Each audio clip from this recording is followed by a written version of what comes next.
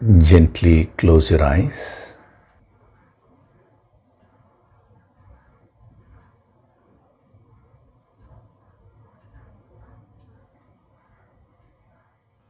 Do deep breathing.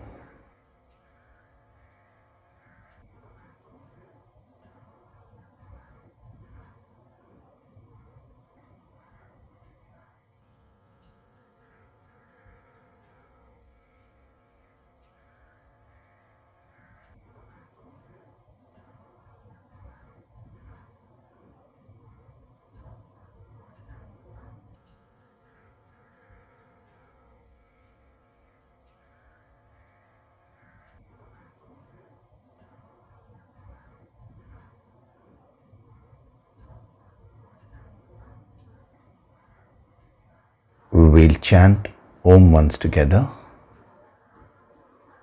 Synchronize the chanting of Om with your exhalation.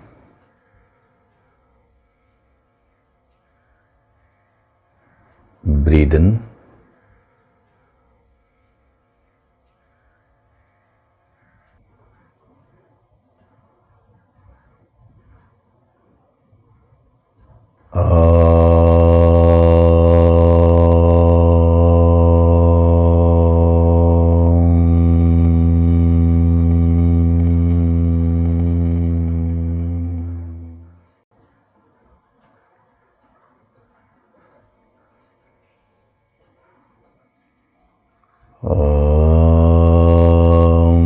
Sahana vavatu, sahanau bhunaktu, sahaviryam karavavahai, tejasvinavaditamastu ma vidvishavahai.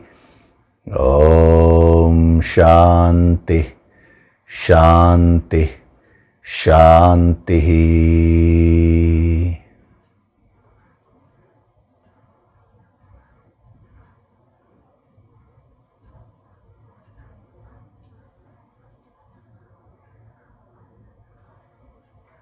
Gently open your eyes.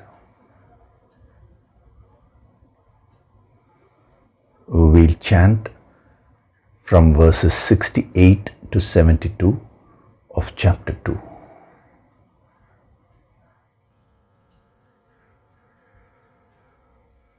Tasmadhyasya mahabaho, Tasmadhyasya mahabaho, nigrihitani sarvashah, nigrihitani sarvashah, indriyanindriyarthebhyah, indriyanindriyarthebhyah, tasya prajna pratisthita, tasya prajna pratisthita, ya nisha sarvabhutanam, ya nisha sarvabhutanam, tasyam jagati sanyami, tasyam jagarti sanyami, yasyam jagrati bhutani,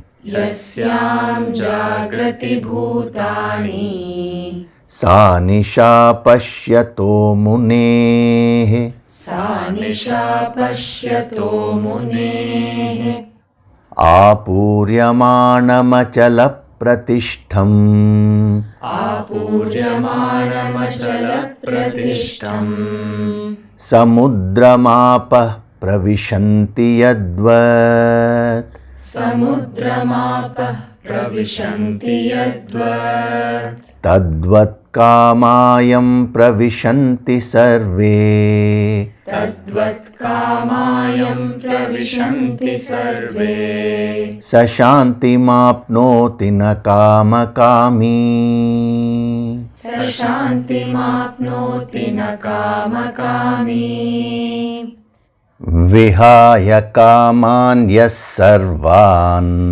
विहाय कामान्यः सर्वान्, पुमांश्चरति निःस्पृहः, पुमांश्चरति निःस्पृहः, निर्ममो निरहङ्कारः, निर्ममो निरहङ्कारः सशान्तिमधिगच्छति सशान्तिमधिगच्छति एषा ब्राह्मी स्थितिः पार्थ एषा ब्राह्मी स्थितिः पार्थ नैनां प्राप्य विमुह्यति नैनां प्राप्य विमुह्यति स्थित्वा स्यामन्तकालेऽपि स्थित्वा स्यामन्तकालेऽपि ब्रह्मनिर्वाणमृच्छति ब्रह्मनिर्वाणमृच्छति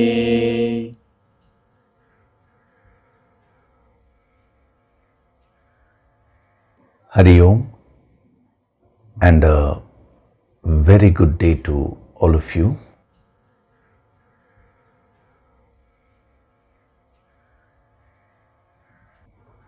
So in verse number 71,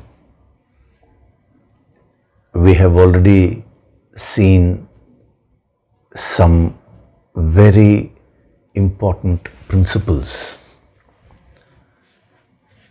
like the Yaha and Saha, the principle of qualification. And then I explained to you the significance of the word Puman, which is essentially being a human being. And then last week I had brought your attention to the word Sarvan. Sarvan means all, completely. So when we talk of being a human being, the key point there is the ability to choose. It is not merely choice of action. It is choice of your action, choice of your speech, choice of your emotion, choice of your thought also.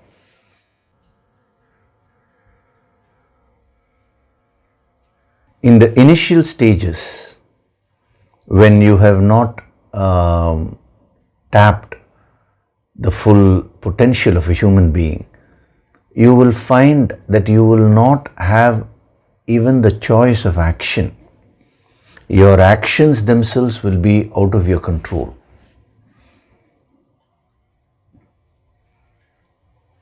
When we say the choice of action, either the actions which you have initiated or the actions which come as a response to something which is happening outside you. So either way, you will not have any choice.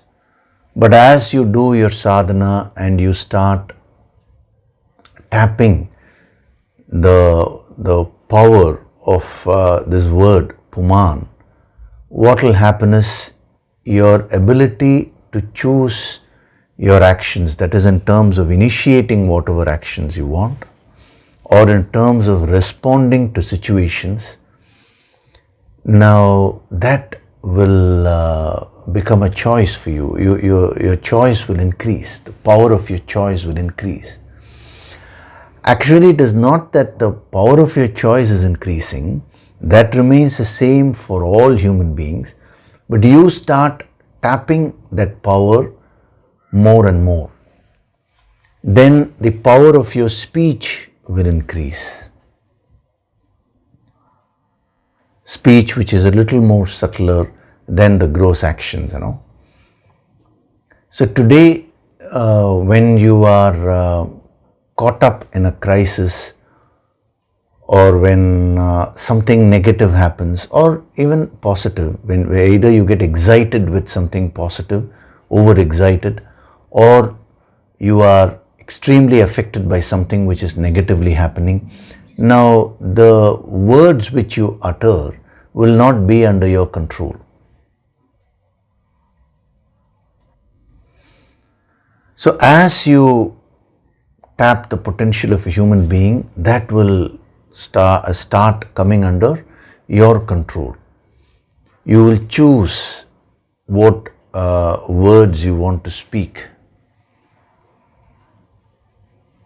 And then as you progress further, you will tap the power of the choice even more, where you're able to choose your emotions. See, when you come to that level of choosing your emotions, then all your reactions come under your control. Again, just as actions are of two types, those which you initiate on your own, or those kinds of actions which are responses to other situations. Similarly, emotions are also of two types. Emotions which you generate on your own, or emotions which are triggered due to various factors. Like if someone comes and insults you and you get angry, that is an emotion. The anger is an emotion which has been triggered by something. It could either be outside or something which is which you are experiencing inside also. So both these kinds of emotions will come under your control as you tap into the power of choice more. Now that gives you immense power. When your emotions are under your control, means you're a master of your emotions, then you can start choosing how you want to react to any situation.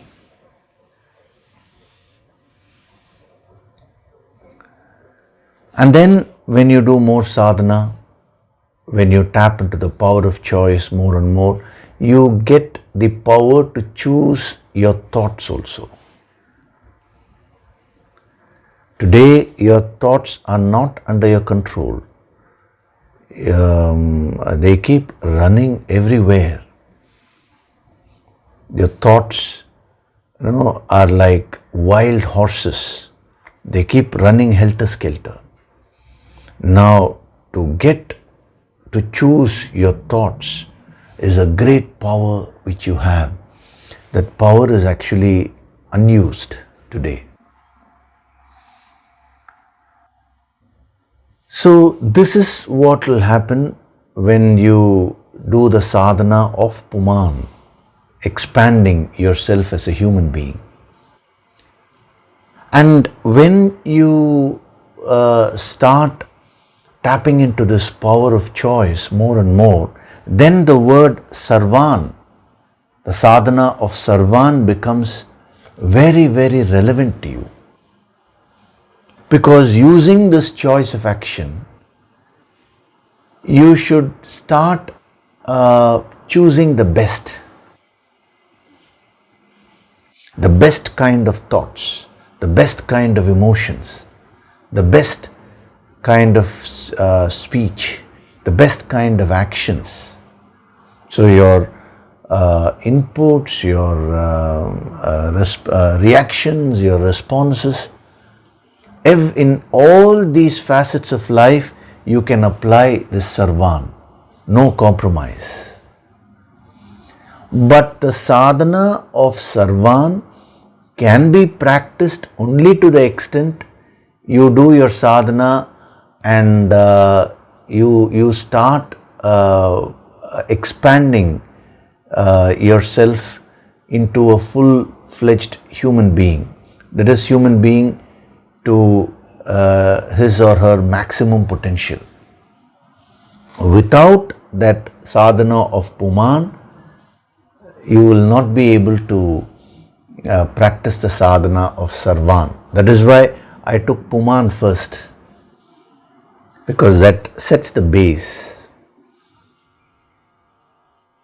So it is not that you have to wait till you master the sadhana of Puman, then I'll go to Sarvan. It's not like that. Practically everything will go hand in hand. To the extent you expand yourself, to that extent you will be able to practice this principle of not compromising. Not compromising with respect to quantity and not compromising with respect to quality also. So whenever you want to achieve something in life, quantity is very important. That is, quantity means those things which are necessary for you to achieve the goal. What we call as sufficient material. So unless you have sufficient material, you will not be able to achieve that particular goal. So that is not compromising on the quantity. If you compromise and then if you want to achieve the goal, it will become a big struggle for you. And then when you take the individual actions, no compromise on the quality of each and every action. That is also extremely important, because the more is your quality of your action, now all those actions put together will gather immense power.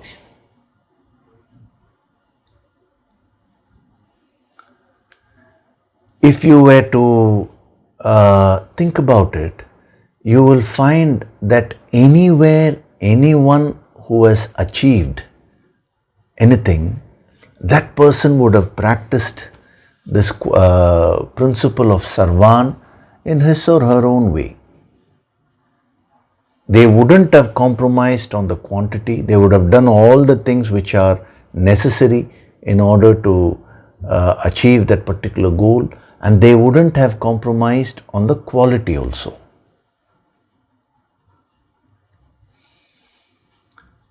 So before it comes down to actions, that is, before it starts manifesting at the action level, first you need to create this attitude in your mind.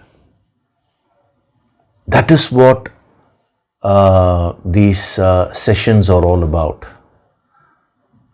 See, every Sunday I am putting all these seeds into your mind as deeply as possible.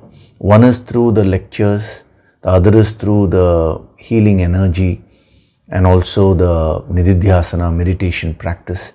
We are trying to install it into the deeper layers of your mind as much as possible. That is the first step. And then you have to manifest it at the action level. That is in your hands only. A guru can come and help you, guide you, at every step. But a guru cannot put the efforts on your behalf. This is something which you need to remember. So it is not enough if you merely absorb these principles. You should overcome your tamas, laziness, and put them into practice in your life.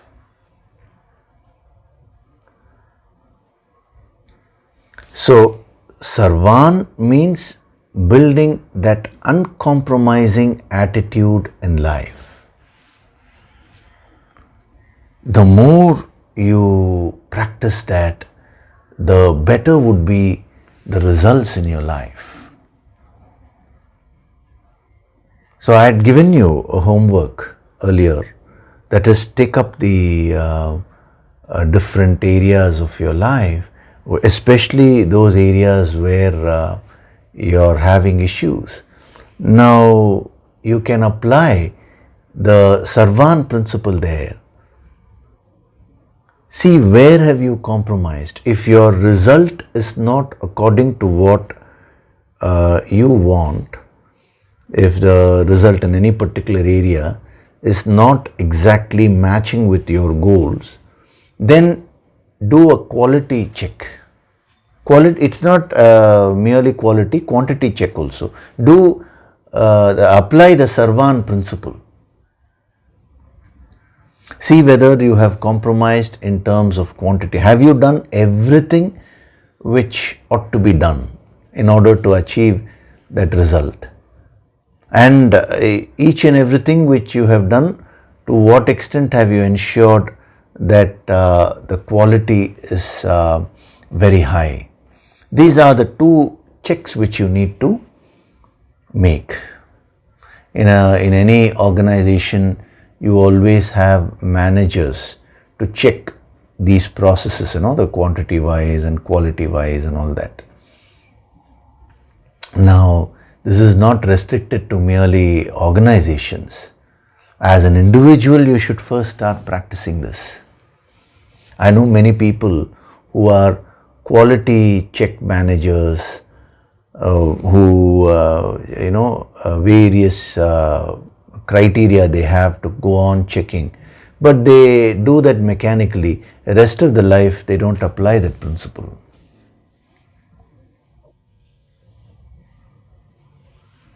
Here in spirituality, we first apply it at the individual level. Then you will be in a better position to apply it in different systems, whether it is home or whether it is office, wherever it is.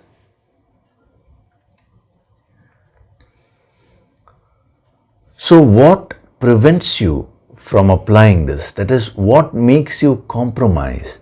It is nothing but tamas. Tamas means ignorance, laziness, the tendency to give up. We are going to see that when we explore the word charity today. But as of now, you can basically understand this much. The tendency to give up easily.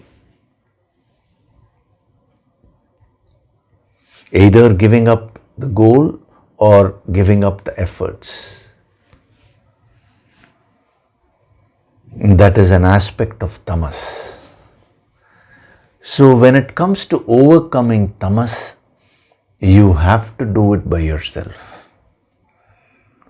See, when you have a lot of tamas and when you go to a guru, what the guru will do is he will keep on being stern with you.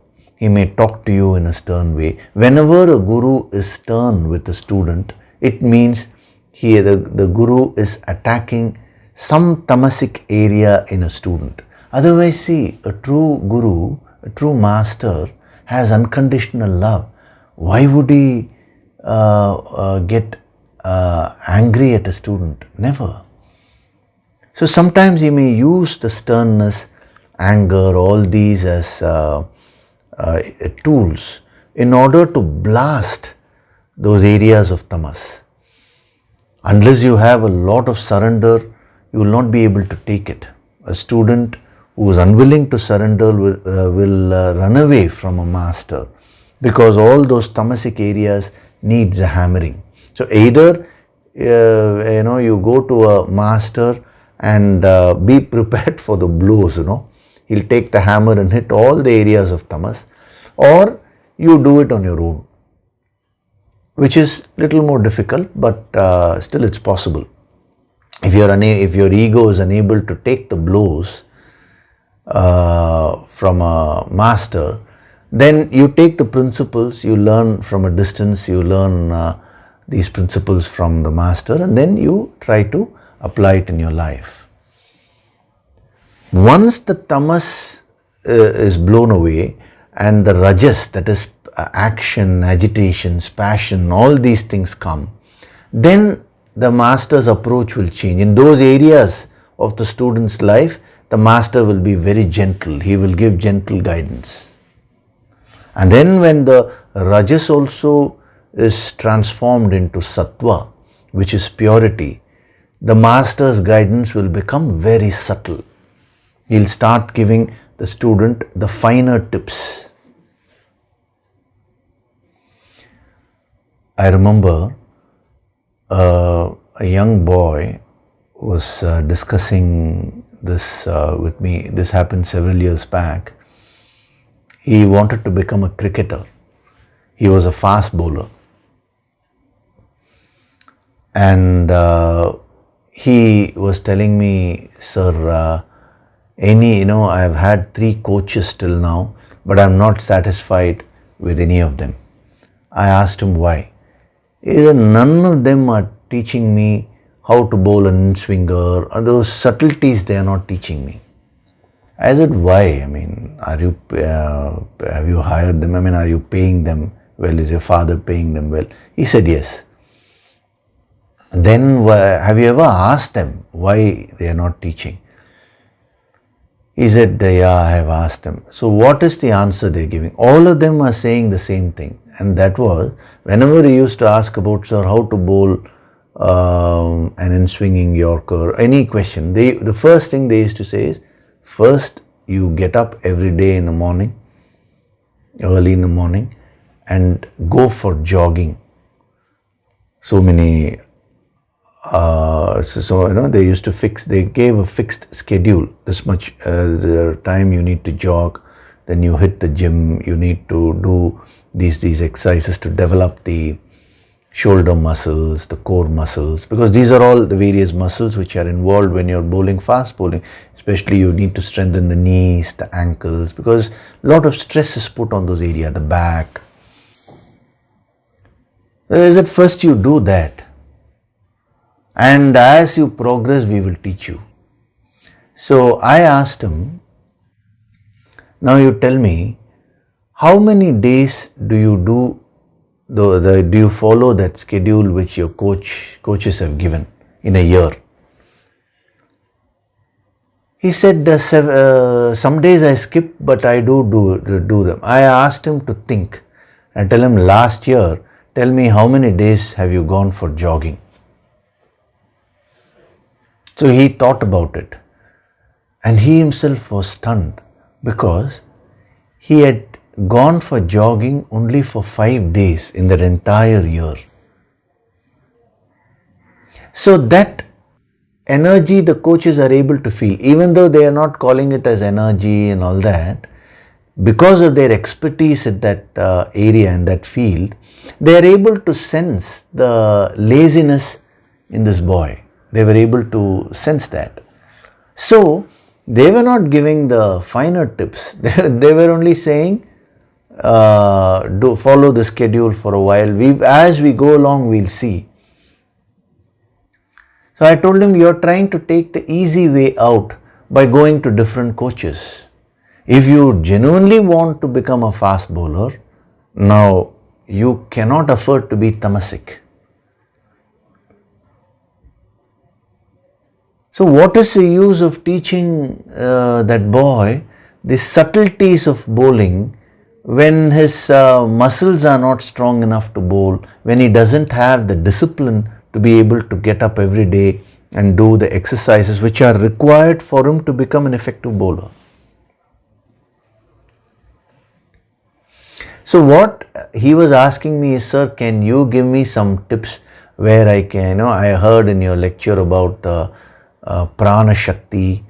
So can you give me some tips to increase the Prana Shakti? What should I do? I told him, yes. First is you have to get up early in the morning. You have to do your basic exercises which your coaches have taught you. He said, sir, what is this, sir? You're also saying the same thing. I said, yes. If that itself you are unable to do, how can I give you subtler exercises to increase the Prana Shakti and all that? That will not work. So, in life, if you want to achieve anything, the principle of sarvan is very important. And if you, want to effectively practice sarvan, you need to start off with overcoming your tamas. So, locate the areas of your tamas and start working on them. You are the architect of your life. I'm repeating it almost in every session. You are the creator of your life. And every time when you're choosing something, either you choose to compromise or you choose to go for the best. You choose to overcome the tamas or you choose to be lazy. By making these choices, you are actually creating your life. No God is sitting up in the heavens and deciding what your destiny is supposed to be. No planet is actually deciding what your destiny should be. It is you who is deciding what your life should be every moment. So since you are anyway the creator, what these great masters are saying is, why don't you learn these principles and create a positive life for yourself? Positive life from the worldly sense and positive life from the spiritual sense. So that is the sadhana of Sarvan, not compromising in life. And then last week I had brought your attention to this word charati. We started off with this. Today we are going to see that in detail. I gave you a small homework last week. So charati means to contact, to move actually. So here in this context it means to transact with the world, to go about experiencing life. So I had given you a small homework, that is to visualize a sthita prajna as a person who is fully experiencing life. Now, how many of you did that? No, when I ask how many of you did that, I am not looking at the numbers. I am talking to each one of you individually. Did you do that? If you didn't do that, it means you're compromised. See, whenever a master is giving a sadhana to be practiced, you need to practice this principle of not compromising. If you don't do the things which are being told, you're compromised on the quantity. You're doing those things but not on time, or you don't do it in a full-hearted way, then you're compromised on quality. So you will get the results according to what your efforts are. There is no point in saying, oh sir, I have surrendered to the higher, I have surrendered to you and all that. If you truly have the devotion, if you truly have the surrender, without compromising, you will follow what the master gives you. That is what the master also wants. Because the only aim, the only motive of all these sessions is to help you uplift yourself. As Swami Ramatita said, give your personality a lift. And when you lift your personality, when you expand your personality, he said you can lift the whole world. So you can't have the cake and eat it.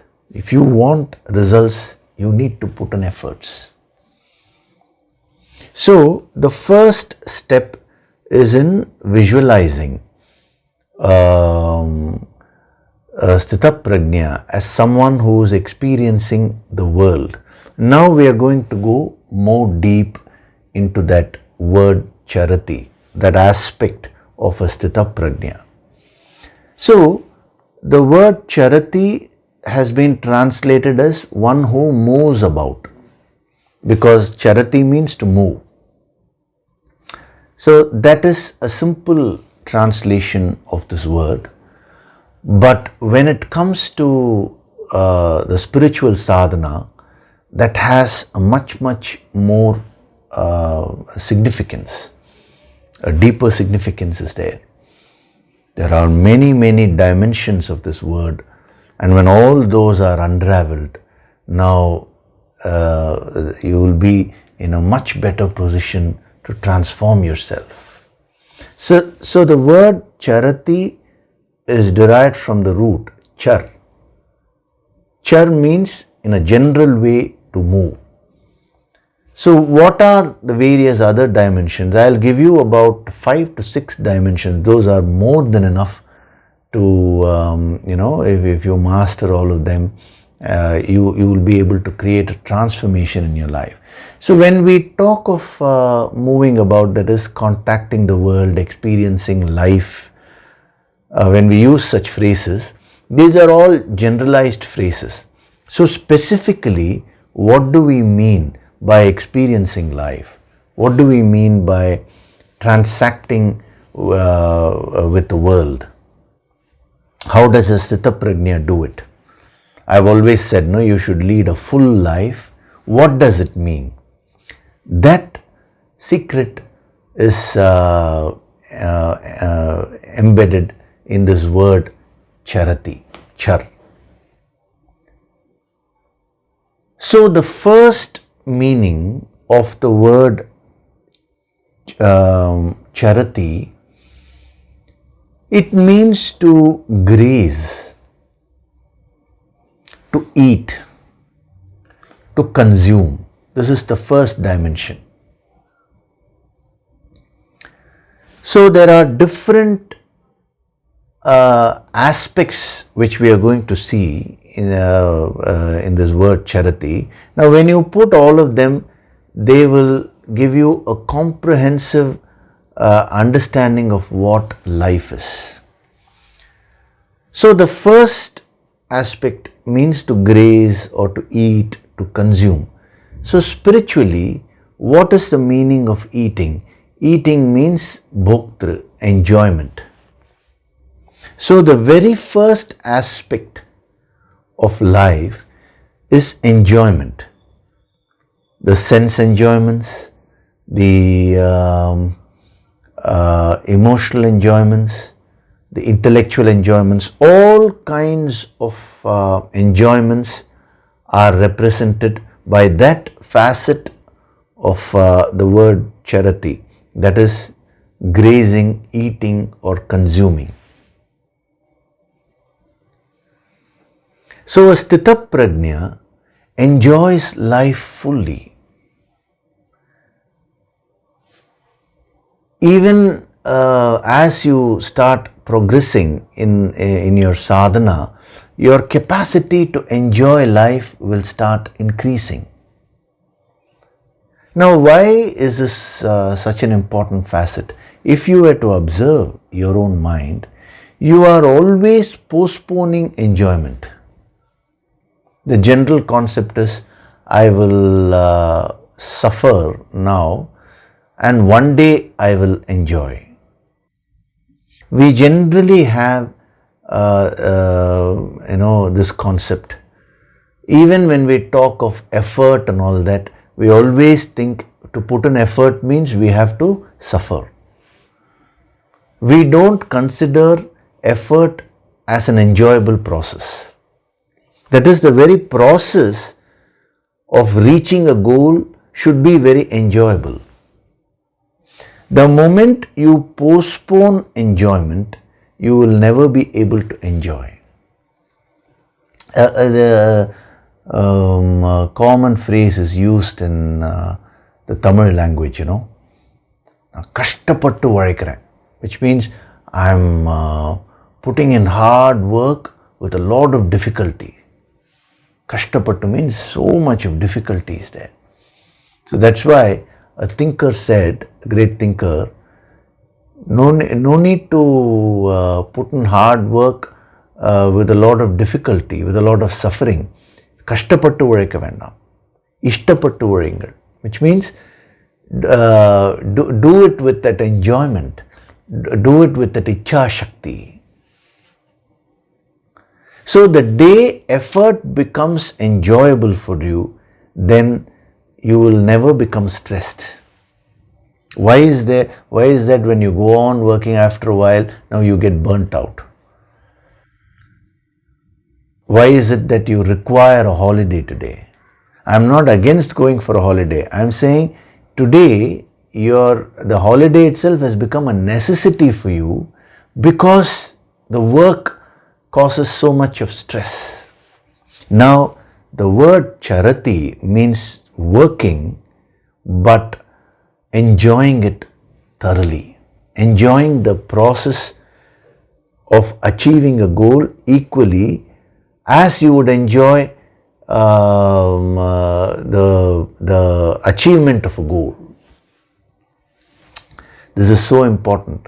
In the next chapter, Karma Yoga, he is going to talk about this a lot.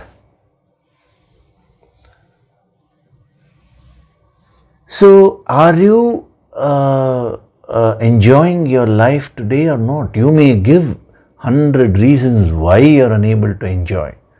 You may say, this facility is not there, that is not there, opportunities are not there, I am not having time. If you don't have time to enjoy your life, what is the use of that life? And when we say enjoyment here, we are not talking of any special things to enjoy. I am saying enjoying whatever you are doing today. Whenever you think that enjoyment is only in one particular experience and not the other, even when you go through that experience, you will not be able to enjoy it fully. Supposing you are craving for a sweet and you think enjoyment is only in eating that sweet. Now when you get that sweet, you will be overexcited. As you are eating this first sweet, your mind will be on the second sweet. You will eat so fast, your focus will shift from enjoyment to increasing the quantity of the sweet, eating the sweet. So you will really not enjoy it. If you acquire a lot of wealth with so much of craving, if you think that enjoyment is there only in wealth, when you get the wealth, you will get either overexcited. Initially, that's what usually happens. Either people get overexcited and then after a while they get into a state of a lot of insecurity and fear of losing whatever they have acquired. So here, charati, the word char, means enjoying every step of your life. Right now you are listening to these lectures means enjoy that. And then after the lecture is over, when the meditation comes, enjoy that. And when the meditation is over, now you want to take about 5-10 minutes rest, fine, enjoy that. Then you're going to have your food, enjoy that. Then your various activities you're doing, enjoy every bit of that. Then night you're going to go to sleep, enjoy your sleep. If you go on enjoying your life thus, you will start completing your experiences. See, why are these masters giving so much of importance to enjoyment? Enjoyment is not indulging. If you indulge in some aspect in life, if you give over value to either wealth or sense enjoyments or any kind of materiality, now you will only get caught up there, you will get stuck there. Actually, such a person who has too much of value for something will not be able to enjoy it. If you have too much of value for your own child, you will not be able to enjoy the experience of being a parent. When a guest comes, the guest will enjoy the company of your child, but you will be constantly worked up. So, don't confuse this facet of the word char, enjoyment, with indulgence, being a let loose in life. No, he is not talking about that. So, a sthitaprajna is one who enjoys everything which he or she does 100%. This was demonstrated by Lord Krishna. Any role he took up, any activity he took up, he enjoyed that so much. When he played the flute, everybody used to get mesmerized with the music. Why? Because he was enjoying that. Whenever you enjoy and do something, the output will be of a very high quality. The impact created will be very high. When he was with his friends, he enjoyed that experience 100%. So they all loved him. When he took up the role of being a charioteer of Arjuna, he enjoyed that role so much.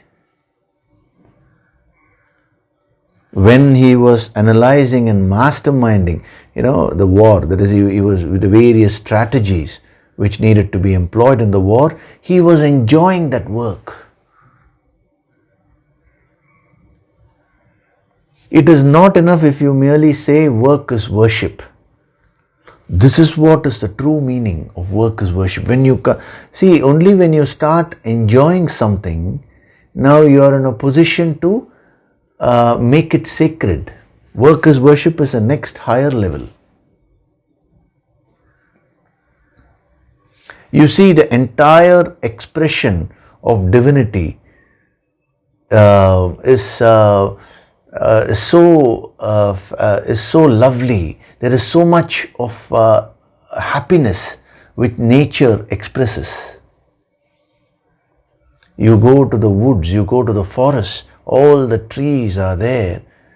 They are all, they are all manifestations of this aspect of divinity, which is enjoyment, happiness. When the river is flowing, it is so happily flowing. When the birds are chirping, they are expressing themselves so happily.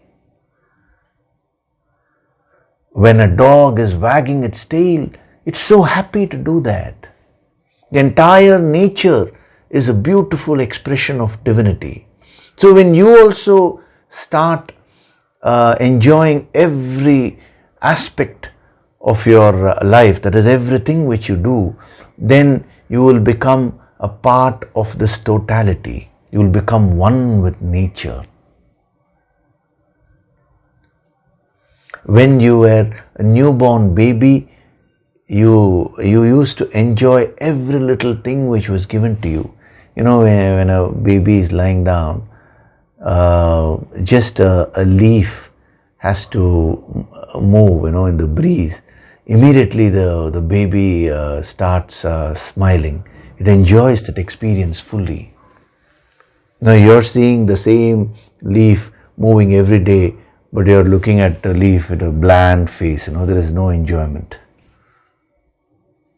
Why I'm giving you your own experience as when you were a baby? Because it means it is possible. A Sthita Prajna becomes like a newborn baby. He is born again. Becoming a Sthita Prajna is the spiritual birth. It happens gradually. At every step, you go on unfolding these qualities. So, char means enjoying every little thing which you do today. So start practicing it from this moment itself. How would you practice it this moment? This very experience of listening to that, listen to it with a smile. Not merely at the lip level. Bring that inner smile. Incidentally, when you bring that inner smile, all the cells of your body will start receiving that energy, that positive energy. You will start becoming more healthy. You practice it and see. You see the results for yourself. So this is the first dimension of charati, enjoyment. The next dimension of charati is practicing. That is, I am combining three related dimensions and giving them as one dimension. That is, charati means to practice, it means to perform, it means to observe. Now why am I clubbing these three together and giving it to you as one dimension? I'll explain. So when we talk of practicing, performing and observing, that is a reference to skill development in life, learning and mastering your skills. This is a very important aspect when it comes to your external life. See, the word charati represents your external life.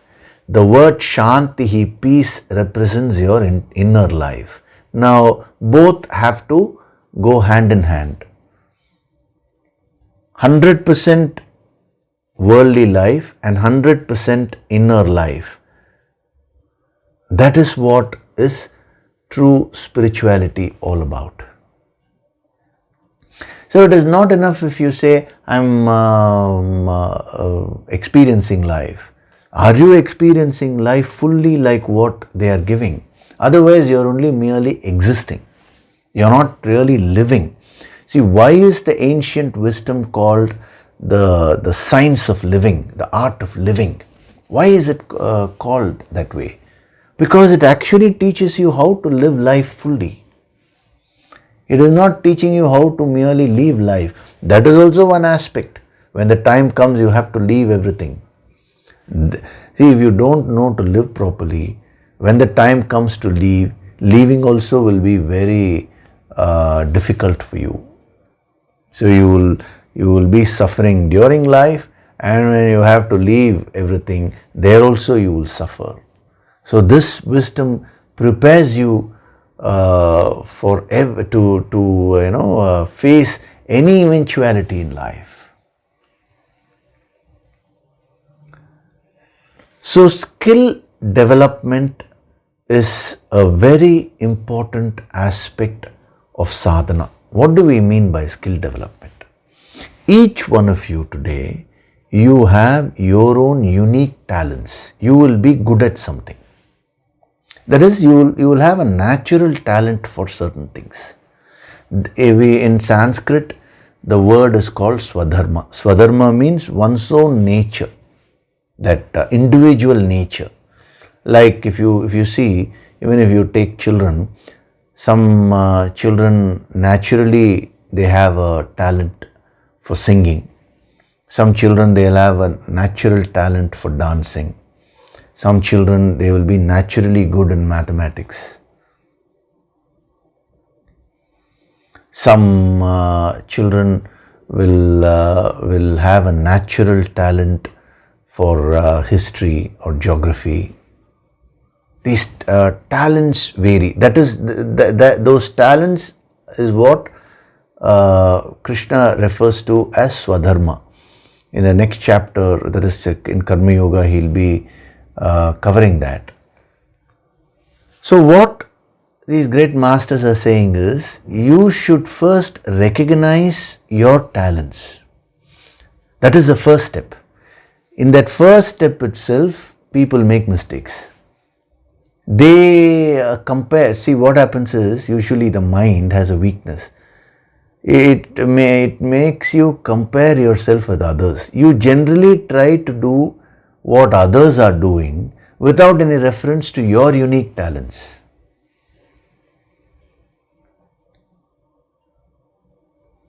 Recently, I had received a mail from a girl, and she was saying, I want to do this, I want to do that, and from the energy of that mail, I could see that all these things were coming out of a complex. She was feeling very inferior when compared to others. So she was trying to emulate others. Whatever that person, these people were doing, she was saying, I want to do that. So the message to her is that stop comparing yourself with others. Look at what your talents are. You see, look at nature. Has a tiger ever tried to be something else apart from a tiger? Has a woodpecker ever tried to be some other creature? Has a crow ever tried to sing like a cuckoo? See, we only judge and say, crow is, no, why are you singing like a crow? Sometimes we tell people, it is our judgment over the crow. But the crow is very happy being itself. That is the beauty. So when we talk of enjoyment, the enjoyment and the swadharma also go together. There is a happiness about being yourself, being functioning in your field of activity, functioning in the field of your swadharma.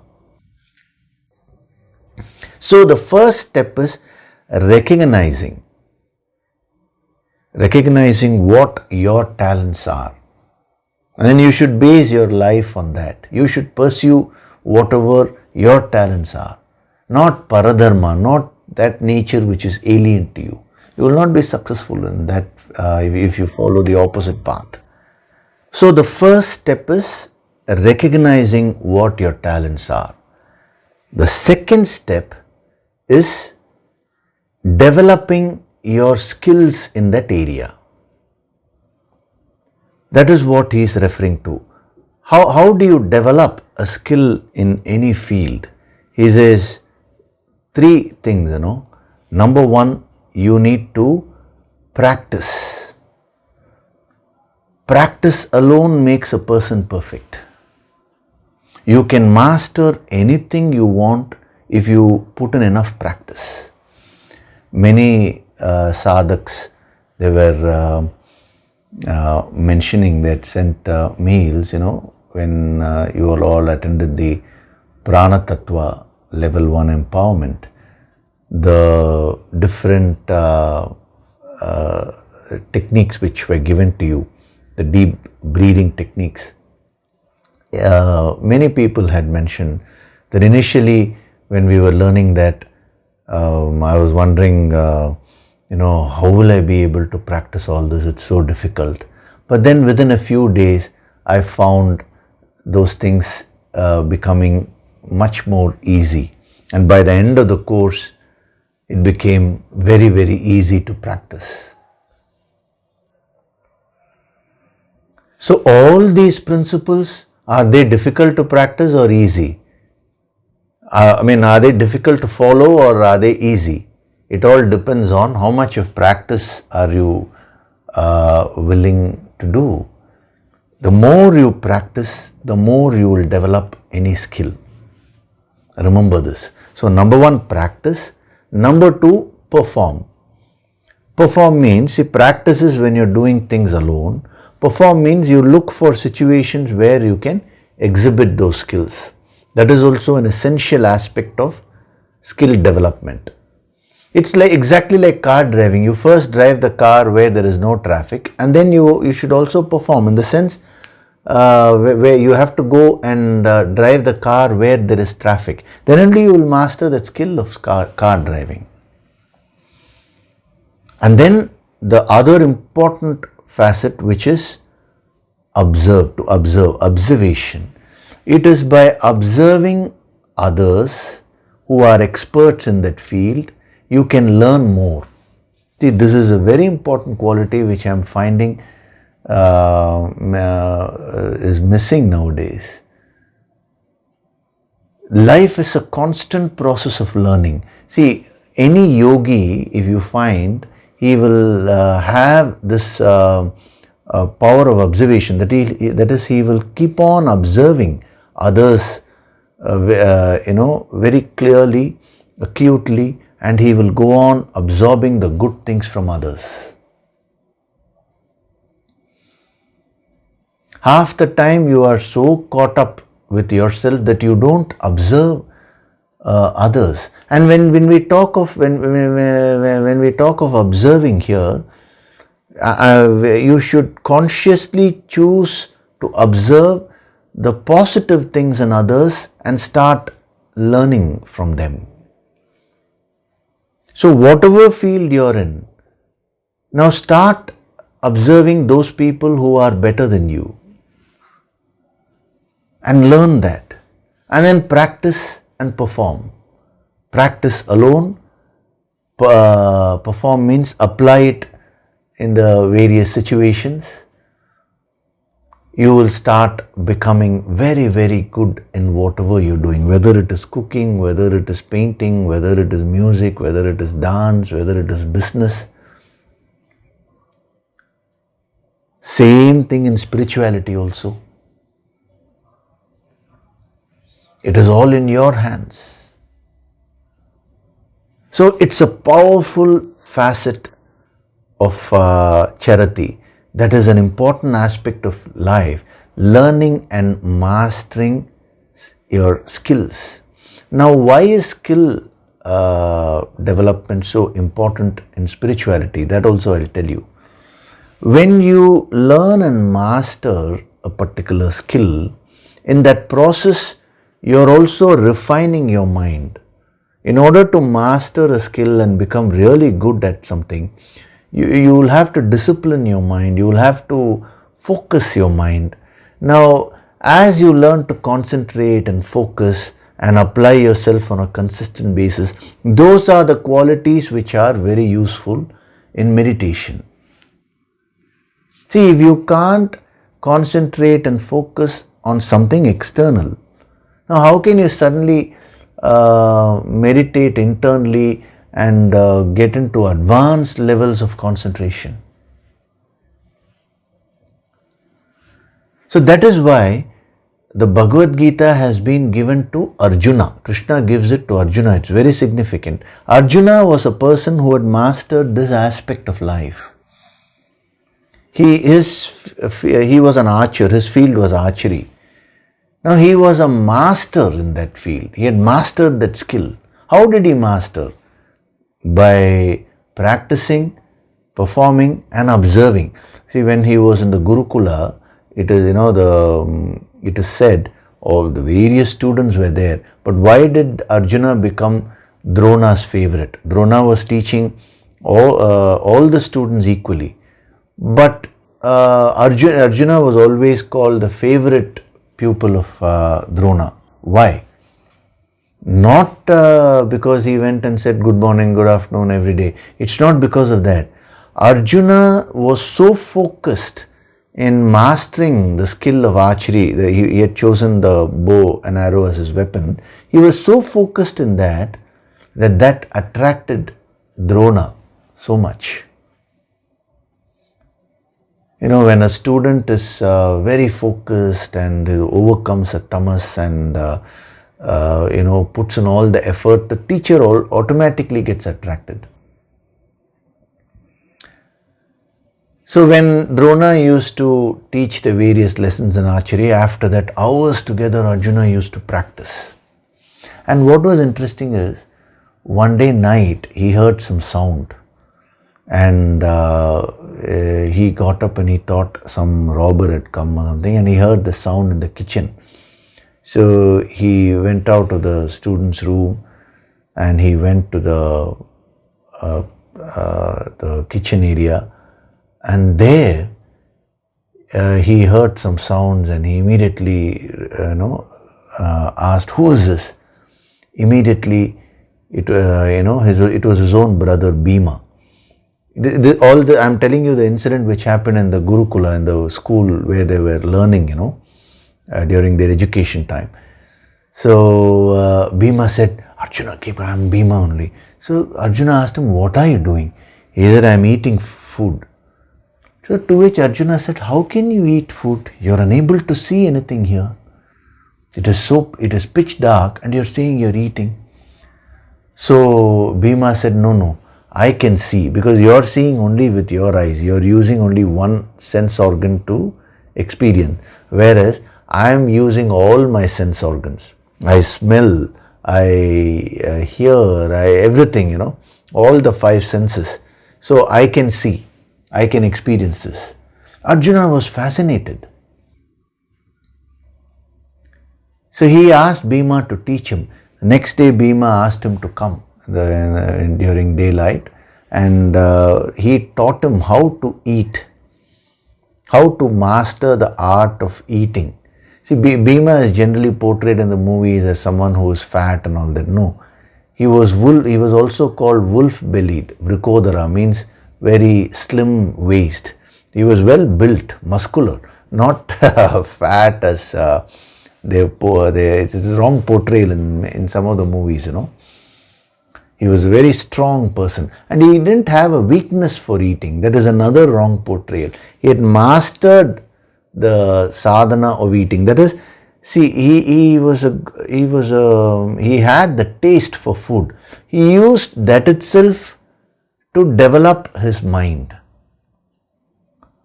So he taught Arjuna how to do that. Like he brought a laddu, a sweet, and kept it there. And he told Arjuna, now I'll teach you how to enjoy this thoroughly. So how will you do it? So immediately Arjuna went to pick it. He said, no, don't touch it immediately.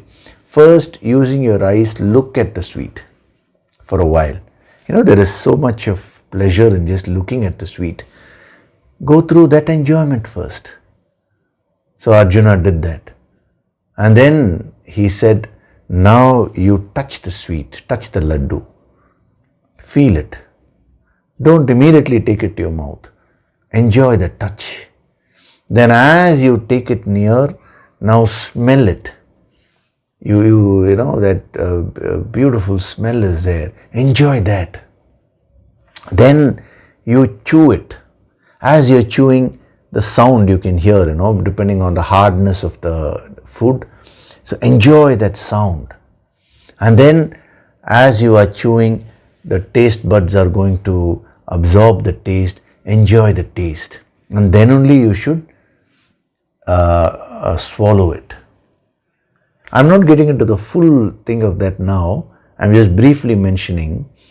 So Arjuna was so surprised. He never knew that eating can be a sadhana, employing all the five senses. Bhima had mastered that. Then Arjuna thought to himself, if Bhima can master it with respect to eating, why can't I master it with respect to archery? And the culmination of that was Bhima was able to bring the same enjoyment in pitch darkness. He said, why can't I practice it? Or why can't I practice the same thing, same archery when it is pitch dark? When enemies are visible, I can hit them. Supposing they attack me when it is dark, now how will I defend myself? So Arjuna went and practiced it. This is the power of observing and learning from others. He used to watch his guru Drona, how he held the bow and everything, and he learned so much from by observing. And then he went and practiced archery. He practiced and used it in many situations, performed, and thus he became a master.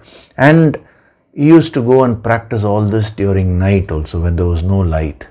So he became so good in archery that even in pitch darkness, if he heard any sound, he was able to send the arrow in the direction and hit the target.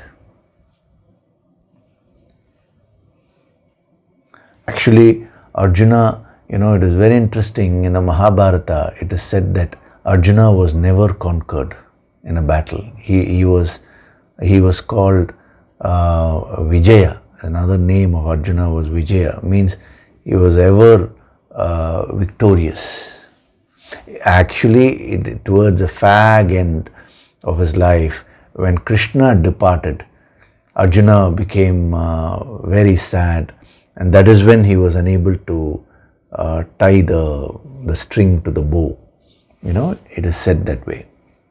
That has a different significance. But the point is, Arjuna became the number one archer because of this dedication, because of the practice of these principles. So now you take up your talents, find out your Swadharma, and then start practicing this. The power of observation can come only if you practice that principle which I told you last week. Be an eternal student, Nitya Shishya. Always try to learn something or other in life. Life will become so enjoyable. That is something which I have personally practiced, and I continue to do that. keep on learning something or other. Something or other means not something unrelated to you. You decide what you want to learn and go on learning that. Emerson, a great poet and thinker Emerson, he said, every man I meet is my superior in one way. In that I learn of him. Beautiful. So this is the second dimension of the word charati. So the first is enjoyment. I explained to you in a detailed way. The second is learning and mastering your skills. And learning and mastering your skills should be done in the area of your swadharma, what you're good at naturally. So what happens is, many people, just because they have a natural talent for something, they think now they become masters. No, raw talent is one thing, but mastery over that skill happens only if you practice, perform and observe. These are the three pillars of yoga, I would say, because the same principle is what we will be practicing inside in the higher meditations. When the sadhanas are given, you student need to practice. And then meditation is not merely to be practiced alone. As we move to further and further higher empowerments, I will give you many things to practice, where even in a crowd you need to practice being meditative. You can't straight away do it. That is called open-eyed meditation. And then observing. See, if you can't observe things outside and learn, in the higher meditations, a lot of observation is required internally. You need to observe things internally. So all these qualities will be very, very useful as we progress in spirituality. Otherwise, per se, there is no value to all these things. The great masters are giving these things as sadhana tips, because they help you to refine your personality. The more you start enjoying each and every aspect of life, as I told you, you will complete your experiences. You will start becoming more peaceful from within. The more you start mastering your skills, you will become a very sharp person. See, Arjuna was very, very sharp.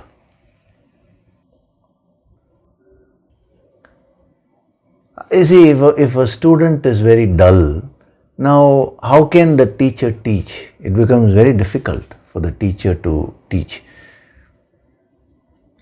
See, supposing even a simple thing like the physical aspects of yoga, the kriyas and all that. Supposing I ask you to lift your hand up and then bring them down. Supposing you do it in a very tamasic way. If you do like this. Now, how can we go to the next step? The inspiration to teach itself will not come. So, you can attract the teacher's attention only if you practice these principles.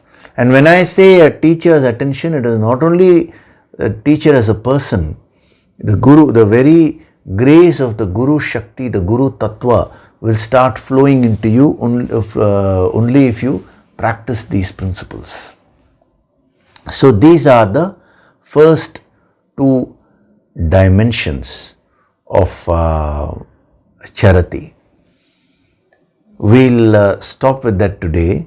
Next week, in the next session, I will give you more dimensions of the word charati. Today, you take it up as homework and start practicing these dimensions which have been given to you. Two powerful dimensions. Even though I am saying two, one is enjoyment. When it comes to skill, actually I have combined three dimensions and put them into one. So there's a lot of things for you to practice here. So what are you going to practice? Find out what your talents are, number one. and then practice, perform and observe. That is how you're going to master your skills in life. Now don't come and ask me, sir, can you help me to find out my talents? You will know automatically. Otherwise, you just sit and think about it. You will come to know. Write them down a few times. You will come to know what your Swadharma is. Very easy to find. The problem is you're not applying yourself. So there are several blocks you will face. When it comes to enjoyment, the block which you will face is the focus on the future and past, or sometimes you may bring in this philosophy, everyone who is born has to die, so everything has to end one day. So the mind will come up with various tricks for you to prevent you from practicing this quality of enjoyment and completing experiences. So you will have to overcome that. Similarly, when it comes to skill mastery, what are the various blocks? One block is comparison. That is, you will be comparing yourself with others, and you will get into a complex, either inferiority or superiority. Then you cannot master the skills. So in order to practice these, why I am giving them as homework is, you will have to overcome those blocks. That will open up your personality. See, to become a Sthita Prajna, I wouldn't say is an easy process. You will have to apply yourself. But through practice, things will become very enjoyable and easy. That much I can tell you. It is opening up with your personality to its fullest dimensions. Okay, so you think about these powerful principles which have been given to you today. Again, practice, perform and observe. See, observe means just around you, those people who are good at whatever they are good at, you will find that they will be practicing all these principles unconsciously. Very interesting. Okay, so before we do the meditation, I will take up a question.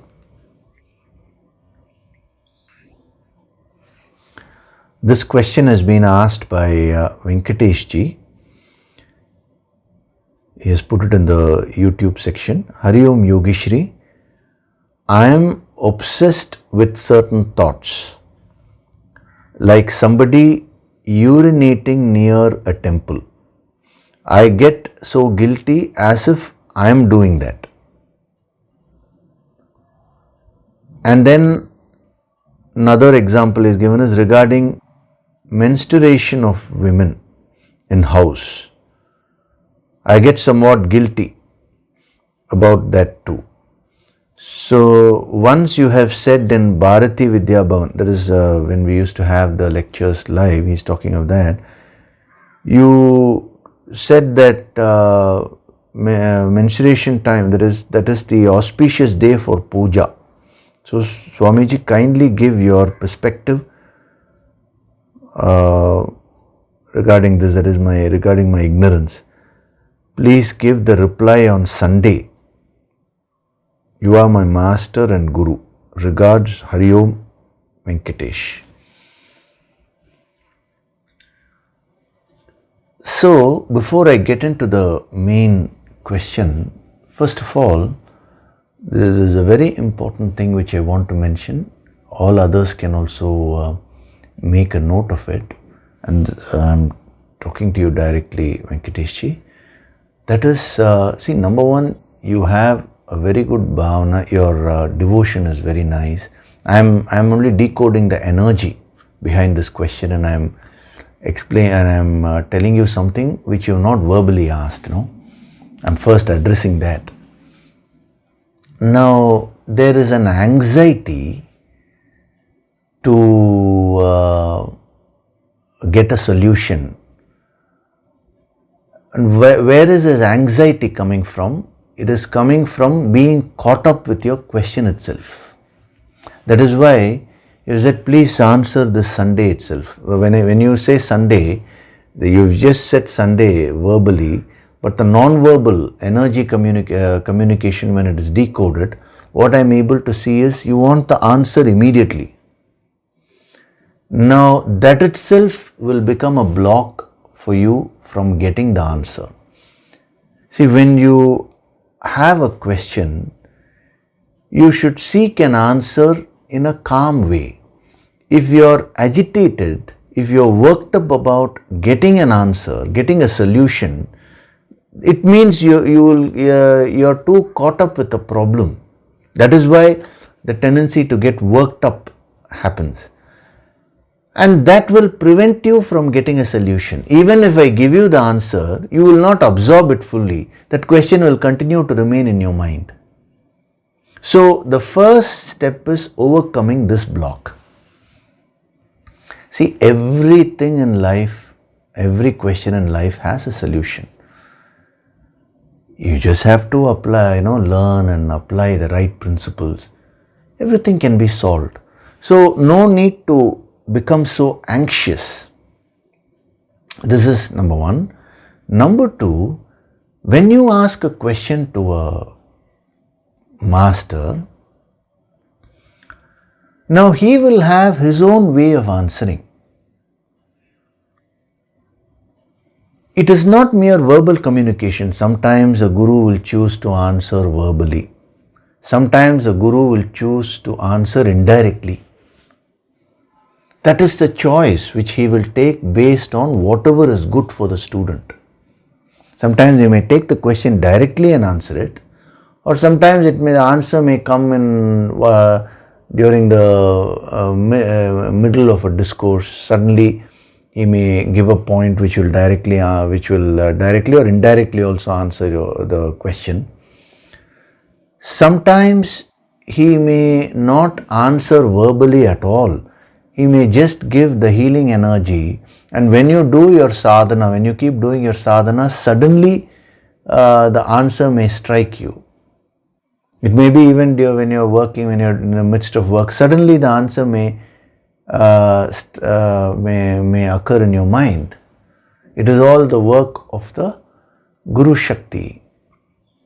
He will make things conducive. He'll give the healing and remove the blocks within your mind. And once the blocks are removed, the answer will strike you automatically. See, the masters have their own way of functioning. They always think in terms of what is best for that particular student. So when you ask a question, now you should not fix your mind to a particular way of receiving an answer. So please answer it this Sunday itself. Please give me a verb, answer this question directly. The moment you put a condition like that, it will unnecessarily create an anxiety within you, because ultimately the master is not going to act according to what you think. He will do whatever is the best thing which ought to be done. So even if the answer is given in many ways, you will not be able to absorb it. So your duty as a student is to, if you have a question, your duty as a student is to place the question to the Guru, and there ends the matter. Thereafter, no need to be anxious. Now he will deal with the question in his own way. You will ultimately get the solution. It may be that week, it may be after 2 weeks. Sometimes a student may ask a question and he may not at all be prepared to receive the answer at that point. Then the Guru will shelve it and wait for the right moment when the solution can be given, so that a transformation can happen within the student. This is very important. Even others can make a note of it. See, the spiritual journey is not about just asking questions and the master just gives a verbal answer and goes away. That is not the work of a master at all. For that, the internet search is enough, or some book is enough. A true master actually practically guides. He is not there to just intellectually give answers to all the questions.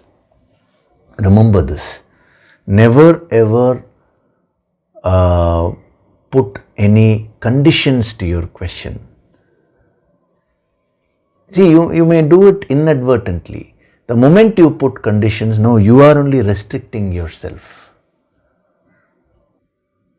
See, Krishna will choose how to guide Arjuna. Arjuna cannot choose how Krishna should guide him.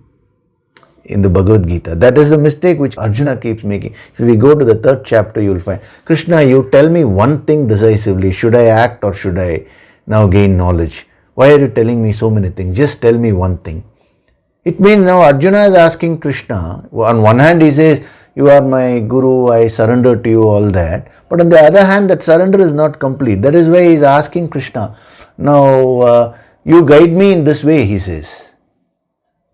Now anyway, a guru will never guide according to the conditions set by the student. The guru will decide what is good in that situation.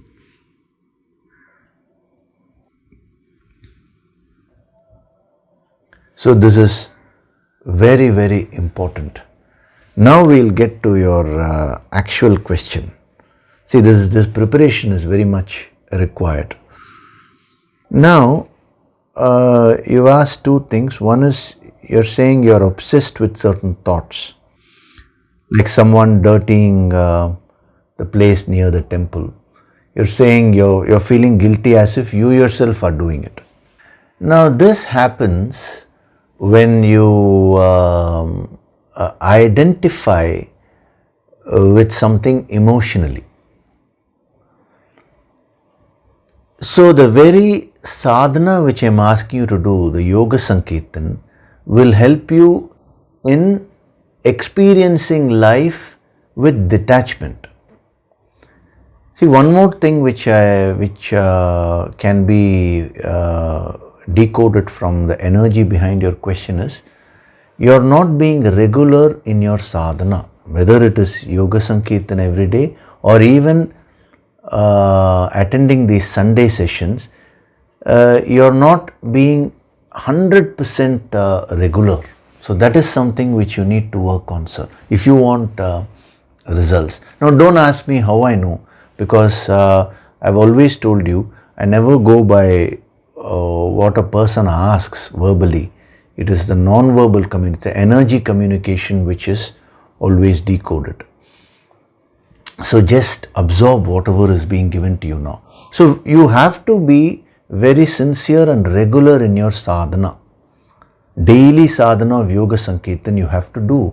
Then only, when you, especially when you watch negative experiences, like you're saying someone is dirtying a temple. Now the mind immediately identifies with that and you're taking it in. That is why you're feeling guilty as if you're doing it. It means it's forming an impression inside.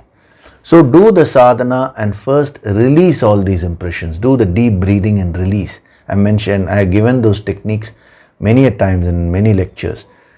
If you have been regularly attending, you will remember that. If not, go and watch all the sessions. Now it's all available online. Put that effort. That very process itself will give the mind the strength. So the more you identify with the negatives which are happening emotionally, that will start forming impressions within you, and you will start developing guilt. So last week I told you, first you should visualize Sthita Prajna externally, and then the most difficult part is visualizing yourself as a Sthita Prajna. Now that is what you are practicing with respect to negativities, which means one positive thing in that is you are able to do it there. Now you just have to direct it towards positive things.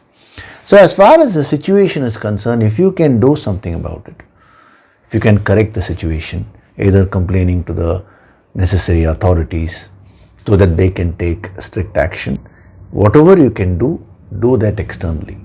But remember, certain things are within your control, certain things are not under your control. Whatever is within your control, you can try and change. What is not within your control, no point in fretting about it. You will have to learn this detachment and take things as they are and move on. Wherever you can change, change. Wherever you can't change, accept and release it from your system. This is very important. So the solution to this is sadhana, sir. If I just merely give you techniques and all that, you will not be able to practice all that unless you are consistent in your sadhana. Consistent means in your daily sadhana and weekly sadhana of listening to these sessions, watching these sessions. So both you need to follow.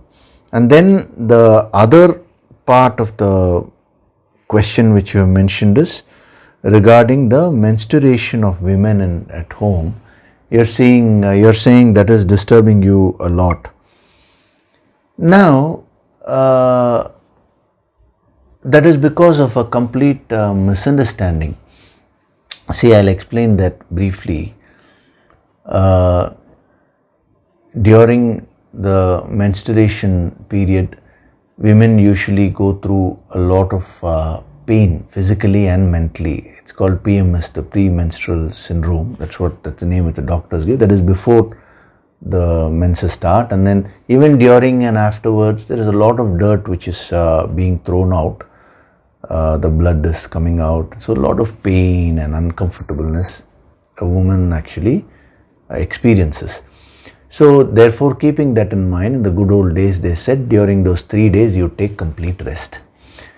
What was started with a good motive later on, during certain periods when there was a lot of male dominance, they started putting that as rules, and they started thinking that menstruation is something non-spiritual.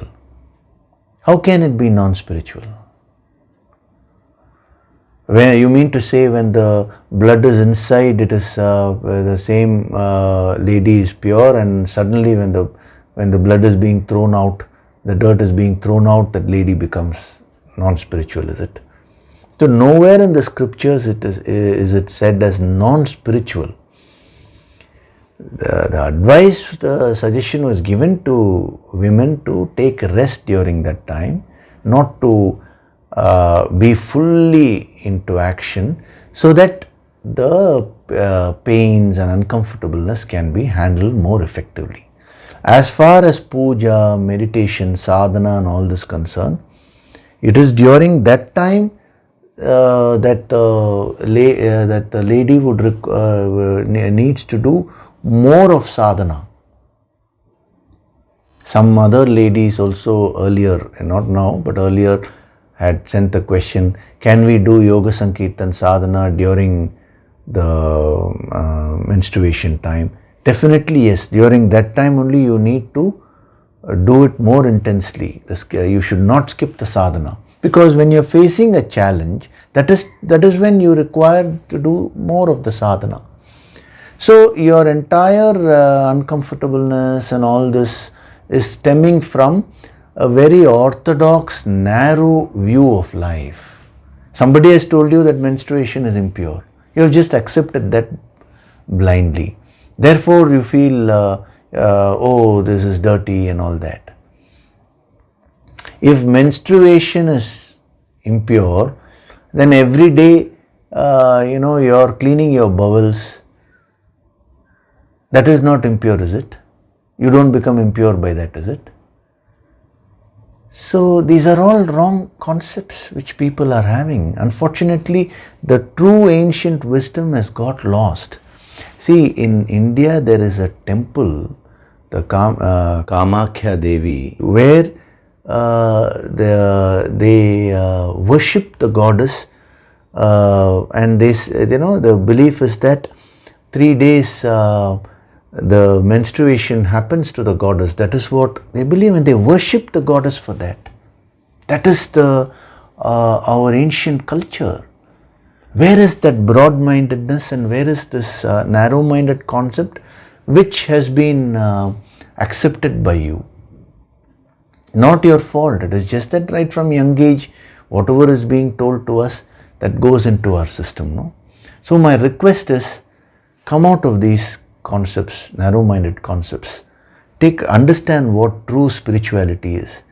That Supreme God, the Infinite, is present everywhere. That God is that purity present in men, women, all the creatures, everywhere. So as you do your sadhana and you expand your vision to that, that holy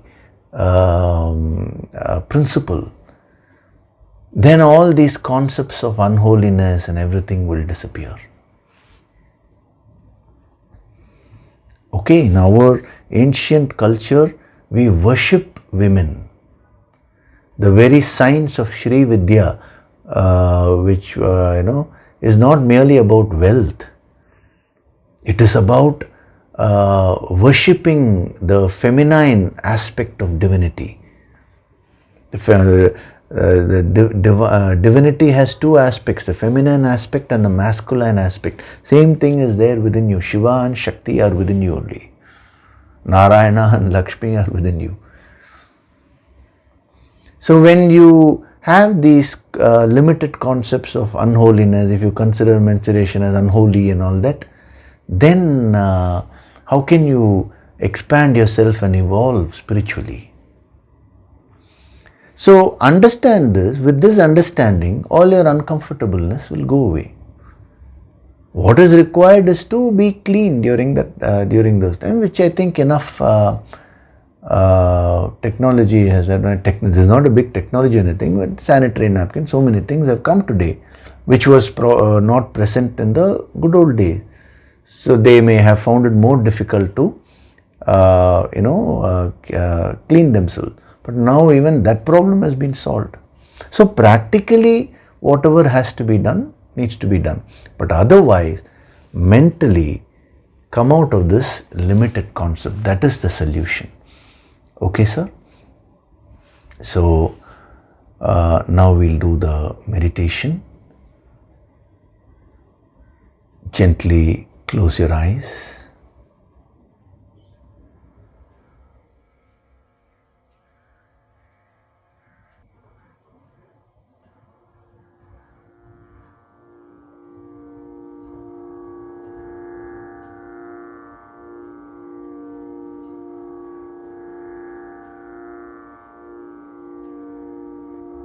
Do deep breathing.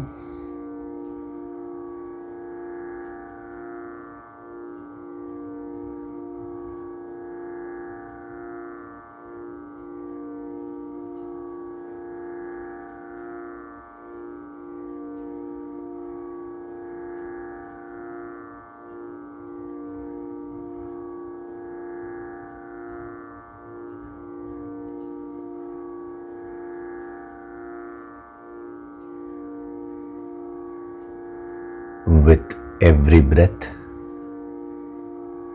I am becoming more and more relaxed.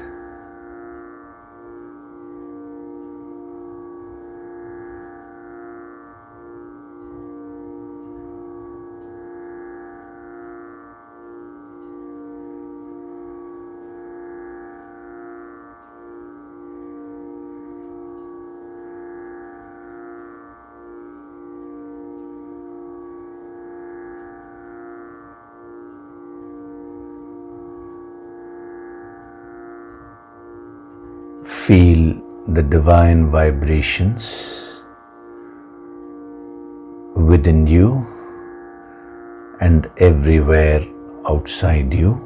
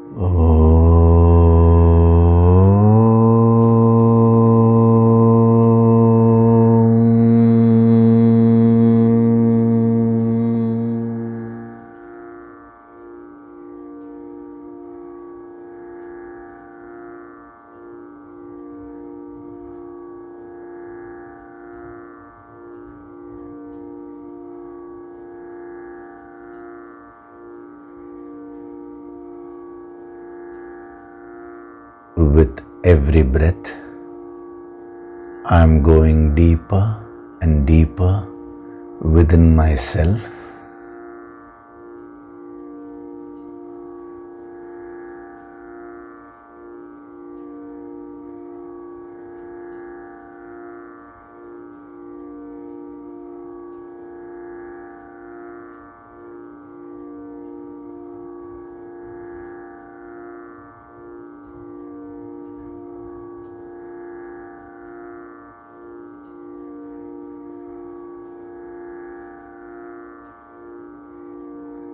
I am not this body, I am not this mind, I am not this intellect, I am the Supreme Self.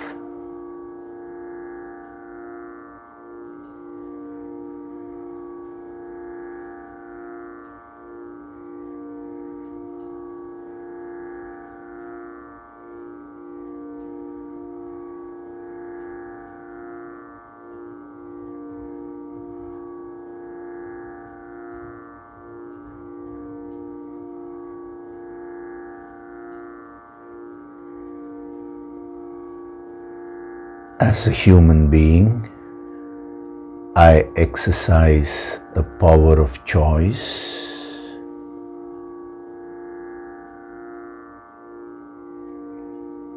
I choose to live a full life, 100% worldly life and 100% the inner spiritual life.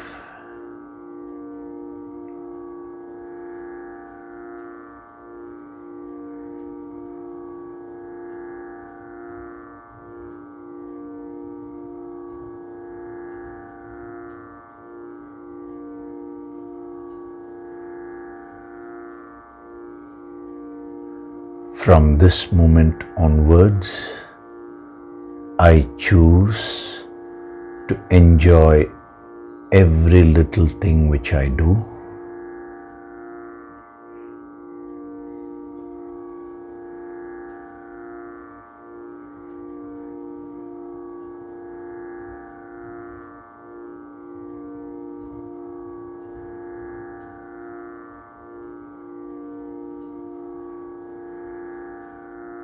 I choose to learn and master my skills.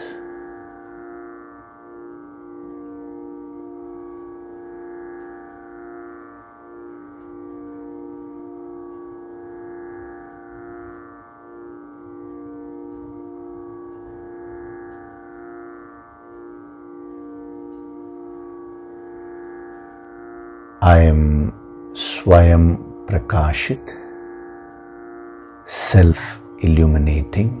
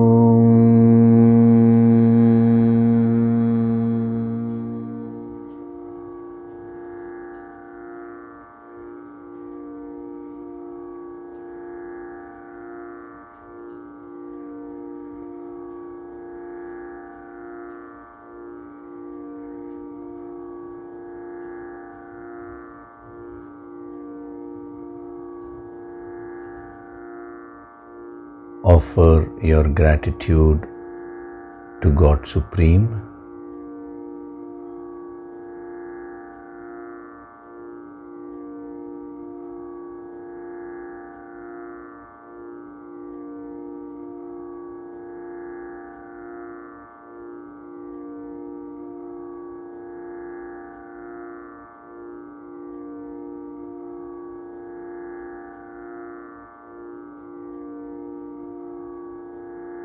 Offer your gratitude to your Guru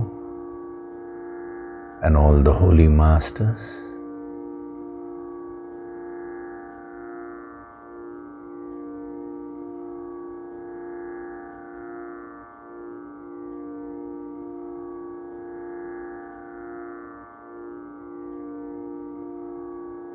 Slowly come back. Wriggle your fingers, your toes. Rub your palms together to create a warmth.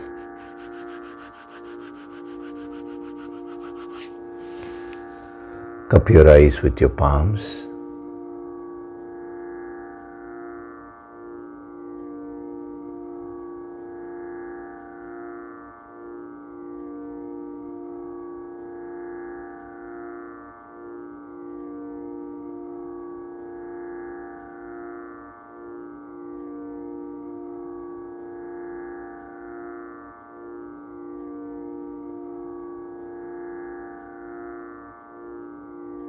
Gently rub your eyes, cheeks, forehead, top of the head, back of the head and neck. Slowly open your eyes.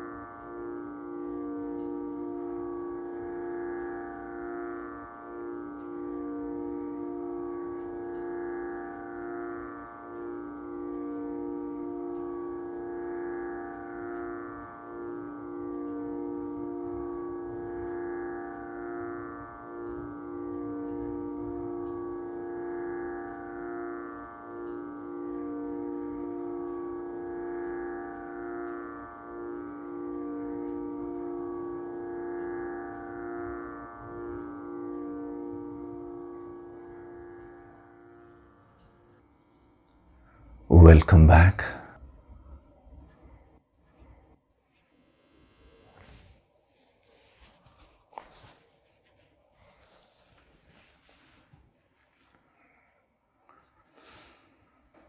So today we had a very powerful session.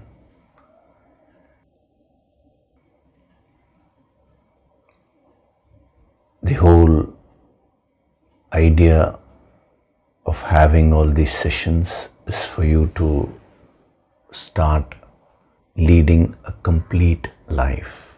Sarvan means complete in terms of quantity and quality. So you should go on experiencing various things in life and complete those experiences. And at the same time, you should go on evolving spiritually, and you should move towards that state of infinite peace.